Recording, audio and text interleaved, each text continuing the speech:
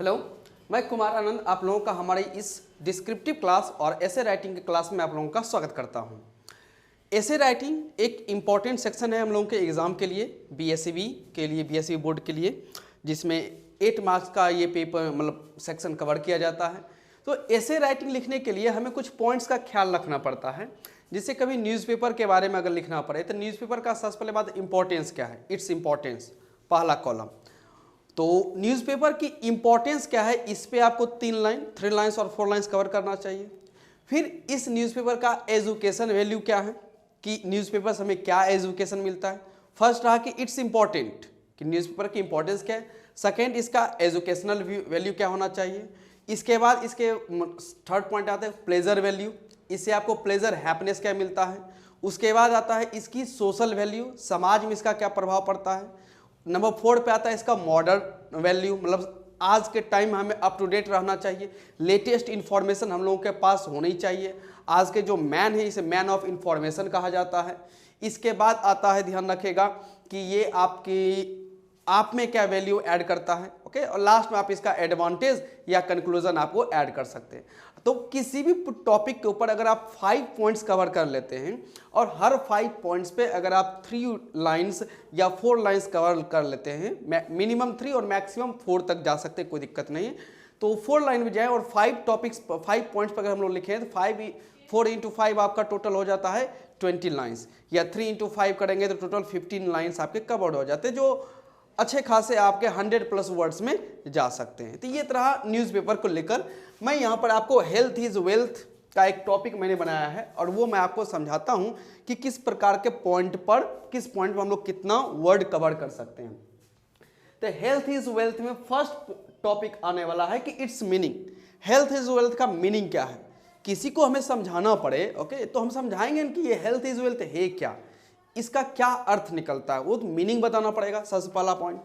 दूसरी बात है कि importance of light, air and water, कि हेल्थ इज वेल्थ की बात तो कर रहे हैं लेकिन इसमें लाइट, एयर और वाटर, और लाइट कहने का सेंस है कि सनलाइट, एयर तो हम लोग जानते ही हैं जो हम लोग ब्रीथ करते हैं, और वाटर जो हम लोग ड्रिंकिंग वाटर के बारे में बात करते हैं। तो इसकी इंपॉर्टेंस क्या है, वो थर्ड पॉइंट आता है फूड को लेकर, कि भोजन, हेल्थ इज वेल्थ के लिए फूड का क्या सेक्शन हो सकता है। उसके बाद है कि हेल्थ इज वेल्थ के लिए आपका फिजिकल एक्सरसाइज की भी नीड है, उस पर भी लिखना चाहिए कि फिजिकल एक्सरसाइज हम लोगों को मॉर्निंग में करनी चाहिए तो कितना करना चाहिए, वॉक करना चाहिए कि एक्सरसाइजेस करना चाहिए, या कुछ गेम्स एंड स्पोर्ट्स हमें प्ले करना चाहिए, वो लिख देना है। और कंक्लूजन लास्ट में आपको ऐड करके फिनिशिंग पॉइंट आपको टचअप देना है। क्लियर? अगर इतना पॉइंट आपके 5 पॉइंट्स आपके पास है तो इजी वे में आपका माइंड इस डायसेक्शन में बढ़ जाता है, पहले मुझे इसके बारे में लिखना है, फिर सेकंड पॉइंट, फिर थर्ड पॉइंट, फिर फोर्थ पॉइंट, फिर फिफ्थ पॉइंट। इससे आपका पॉइंट कभी मिक्स नहीं होता है कि पहले ये लिख दिया, फिर ये लिख दिया, फिर मन में आया तो ये लिख दिया, ऐसा नहीं होता है। तो पॉइंट्स आपके डिस्क्रिप्टिव यानी ऐसे राइटिंग के सेक्शन को डिवाइड करने का काम करता है, और उस सेक्शन में आप सिर्फ पार्टिकुलर उसी बात के ऊपर सोचते हैं और अच्छे से थॉट्स को आप लिख पाते हैं। यहां देखते हैं कि हेल्थ इज वेल्थ का इसका मीनिंग का क्या सेक्शन आता है। तो फर्स्ट में जैसे हम लोग लिख सकते हैं कि we all know the popular saying, ये जो पॉपुलर सेइंग है यानी जो लोग कहते हैं या कहावत है, क्या, हेल्थ इज वेल्थ, इसके बारे में हम सभी लोग जानते हैं, ओके, इसमें कोई शक नहीं। फिर उसी में ऐड किया गया है कि by health we do not mean the absence of physical troubles only, कि बाय हेल्थ, हेल्थ की जब हम लोग बात करते हैं तो वी डू नॉट मीन, हम लोगों का कहने का यह अर्थ नहीं होता है, यहां सिंपल प्रेजेंट का यूज किया गया है, वी डू नॉट मीन, मतलब ये नेचुरल सी बात है, सत्य बात है कि वी डू नॉट मीन, हम लोगों का कहने का यह अर्थ नहीं होता है the absence of physical troubles only.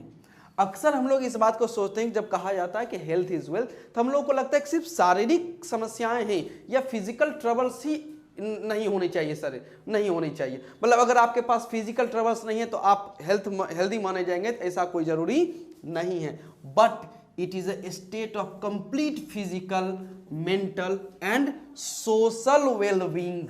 ध्यान रखिएगा, जब बात कही जाती है हेल्थ इज वेल्थ का, इसका मतलब निकल के आता है कंप्लीट, पूरी तरीके से physical, mental and social wellbeing, यानी आपका शारीरिक समस्या ना हो, मानसिक समस्या ना हो, और समाज आपका, आपके आस पड़ोस सब कुछ सही होना चाहिए, सोशल वेलबींग होनी चाहिए।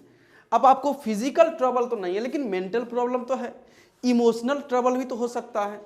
ओके, सोशल में समाज में भी कहीं ना कहीं कुछ समस्याएं होती हैं, तो वो देख के आपका स्वास्थ्य ठीक नहीं है अगर ये सभी समस्याएं, इसमें से कोई भी समस्या है तो। फिर कहा गया the loss of health is the loss of all happiness, कि इसका मीनिंग क्या निकल के आता है। कहा गया हेल्थ का जो लॉस होता है ये हैप्पीनेस है, सभी हैप्पीनेस का लॉस इसे माना जा सकता है। तो ये रहा पहला सेक्शन किसके, इट्स मीनिंग को लेकर। क्लियर। अब हम लोग इससे दूसरे मीनिंग पे चलते हैं सेक्शन पे कि importance of light, air and water में क्या कहा गया है। तो इसमें कहा जाता है कि good health depends on several things, कि जो गुड हेल्थ है वो सेवरल थिंग्स पे डिपेंड करती है, अलग अलग चीज़ों पे। क्या है वो अलग अलग चीज़, तो fresh air and sunlight, fresh air and sunlight are very important for our health. हम लोगों के या हमारे स्वास्थ्य के लिए ताज़ी हवाएं और सनलाइट, जो सूर्य की रोशनी, वो बहुत इंपॉर्टेंट है। Fresh air and pure drinking water, fresh and pure drinking water भी जरूरी है, is also necessary for good health. अगर अच्छा स्वास्थ्य चाहिए तो फ्रेश एयर, सनलाइट और फिर कहा गया fresh and pure drinking water, ये दोनों जरूरी है। तो ये हुआ हम लोगों का दूसरा सेक्शन। अब आते हैं थर्ड, फूड के बारे में दोनों लिख दिया जाता है। फूड कहा गया food is another necessary thing for our body, कि एयर वाटर के अलावे तो जो दूसरा जरूरी है वो क्या है, फूड है हमारे शरीर के लिए। अब फूड में क्या, तो हम लोगों को एक बैलेंस डाइट अपनाना पड़ता है। तो कहा गया कि अब balance diet helps the proper growth of our body, मतलब हम लोगों को एक बैलेंस डाइट अपनाना चाहिए जिसमें हर एक न्यूट्रिशन कवर किया जा सके। सिर्फ किसी एक प्रकार के न्यूट्रिशन को ही लगातार बढ़ावा दिया जाए या सिर्फ वही आप एब्जॉर्ब कर रहे हैं तो वो नहीं हो सकते, क्योंकि जिसको आप एब्जॉर्ब कर रहे हैं वो भी आपका ओवर हो रहा है और एक न्यूट्रिशन जो आपकी लेस हो रही है तो उसमें भी बीमारी उत्पन्न हो सकता है। तो balance diet helps the proper growth of our body. फिर कहा गया इन भारत में over eating causes a large number of diseases, कि ओवर ईटिंग, जरूरत से ज़्यादा खाना यानी बैलेंस डाइट नहीं अपनाना, ये बहुत सारे बीमारियों का क्या है, कॉज है, यानी कि कारण है। अब इसी में एक बात और ऐड कर दिया गया, if we eat less, if we कहते ये दिया गया है कि बैलेंस डाइट अपनाना चाहिए। भारत में ओवर डाइट जो है ये एक बड़ी समस्या में आ जाती है। अब इसी में एक बात ऐड किया गया है कि जो कि प्रोवर्ब के रूप में, कहावत के रूप में माना जा सकता है या सेइंग के रूप में, कि इफ़ वी ईट लेस, अगर हम लोग कम खाते हैं, कम कहने का मतलब जितना ज़रूरी है उतना ही अगर हम लोग कवर कर पाते हैं, ध्यान रखिएगा, तो इसमें कहा जा सकता है कि वी लिव मोर, तो हम लोग ज़्यादा जीवित रह सकते हैं। तो if we eat less we live more का सेक्शन है। ये हो गया हम लोगों का फूड को लेकर। अब आते हैं फिजिकल एक्सरसाइज और कंक्लूजन को भी देख लेते हैं। तो अभी हमें सिर्फ फिजिकल एक्सरसाइज से जुड़ा हुआ 2 या 3 लाइन इसमें पॉइंट कर देना है। तो कहा गया physical exercises keep us fit, कि फिजिकल एक्सरसाइजेज हम लोगों को क्या रखता है, फिट रखता है। अब इसी में आगे कहा गया कि फिजिकल एक्सरसाइज के लिए हमें क्या करना चाहिए, तो वी मे वॉक 1 किलोमीटर और 2 एवरी डे, कि हम लोग 1 किलोमीटर या 2 हर एवरी डे हम लोग ट्रैवल कर सकते हैं। एवरी डे में यहाँ पर स्पेस रहेगा, एवरी डे में स्पेस रखना है एवरी डे। और क्या कर सकते हैं, तो वी में टेक सम योगिक एक्सरसाइजेज, हम लोग जो योगिक एक्सरसाइजेज हैं, अनुलोम विलोम आते हैं या सूर्य नमस्कार आता है, तो ये सब एक्सरसाइजेज हम लोग कर सकते हैं फिट रहने के लिए।